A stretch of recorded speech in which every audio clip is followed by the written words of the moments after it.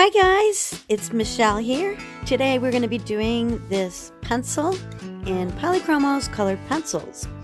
So you can really find inspiration in anything around you, and in this case a simple pencil is the drawing tutorial for the week.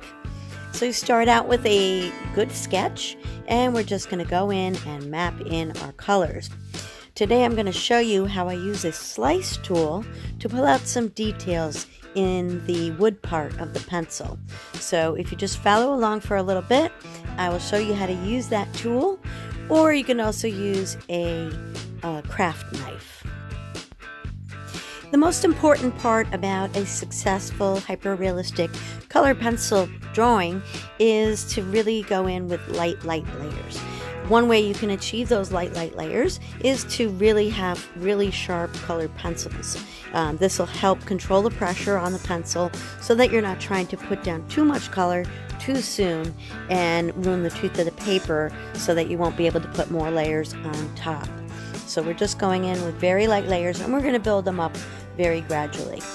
And this will allow us to pick some of that color out with that slice tool that I'm going to show you in just a second. This is a really easy project for beginners. There's not a ton of detail. Really, the most of the detail is in the blonde wood part of the pencil, and that's just only because we want to show the texture.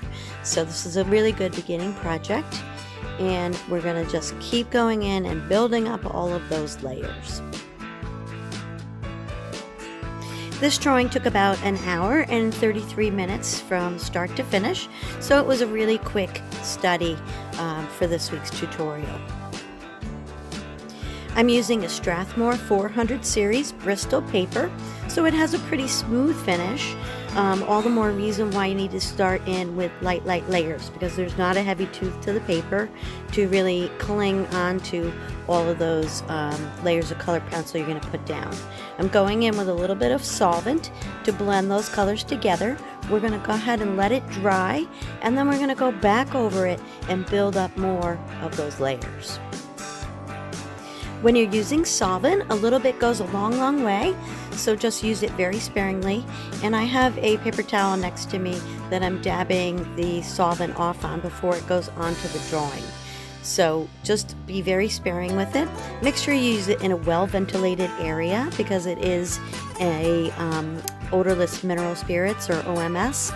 I'm using Gamsol in this case, so you want to just be careful not to breathe in too many of those fumes. You also want to be mindful to just go in one section at a time, because the odorless mineral spirits can transfer the color into other areas. So if you go into the yellow part of the pencil, just go into the yellow part, clean your brush, and then go back into the wood part of the pencil. I find that an electric eraser is my go-to tool when I'm using colored pencil, because you can pick out areas almost down to the white of the paper if you make a mistake or you just need to pop a highlight or lighten something up. So I'm just going in now to the wood part of the pencil, and I'm making sure that I have enough layers of colored pencil down so that when we go in with our slice tool that we will have enough material down to actually pull up some of that and leave an underlying base layer showing through as you pick that up. I used about 3 different pencils on the blonde wood part of the pencil, plus gray, black, and white, and I used about 3 different colors of yellows and oranges in the painted part of the pencil. So there's not a ton of color in here. It's just how you put it down and how you manipulate it that's going to give you that hyper-realistic look. Make sure you go in with a ruler to keep all of your edges straight, especially on this project where, you know, the pencil is very straight and you need to have the straight lines, or else it won't be believable in the end. So feel free to go ahead and use that ruler and make sure all your lines are nice and crisp, straight, and good to go. So I'm starting to go in with that slice tool, and I'll explain that in a second. I'm going to show you the actual tool and how to use it. I always have my reference photo in front of me so that I can refer back to it, and I'm constantly looking up at that and then looking back down on my paper, so I make sure I get all of the details that I want to get a really nice hyper-realistic look to the piece. So you can do that on an iPad that's in front of you, on your phone, or print it out on a printer, and make sure that if you do that it's the same size that your finished drawing is going to be. And this way you can just go right to that section, look at it, and be able to see exactly what's going on and what you need to change or adjust.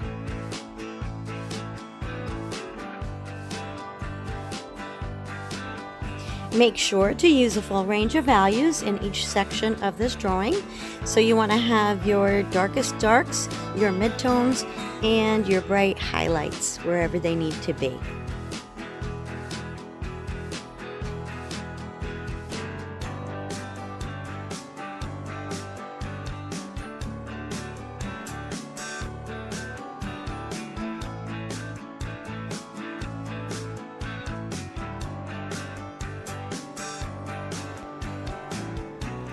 So I'm going to show you that slice tool.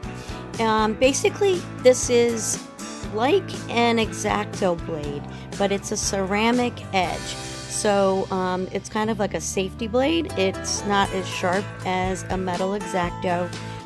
The one I got retracts, so there's a spring in there that you have to hold your hand on it. So if I got this again, I would urge you guys to get the one that does not retract. I'm going to put some tape on it to hold that blade out so I don't have to hold my finger on it the whole time I'm using it. Now on the right you can see I'm using an X-Acto blade, and I'm doing exactly the same thing as the slice tool does, and it's great for feathers, fur, or anytime you just need to pick a little highlight out of something or a small little detail. So we're going to slow it down in this part and just scrape away some of that material to pull the underlying layers up through the layers that are on top that are a little bit darker. So if you start with a lighter base layer, when you go in with that slice tool, you're going to pick up the darker layer, and that underlying layer, that lighter layer, is going to show through. In this case, it's going to give the illusion of the wood of the color pencil, or the grain in the wood. Don't forget to give me a thumbs up, leave me a comment in the comment section. I love hearing from each of you, and I do get back to all of you. I want to thank you so much for joining me, and happy art!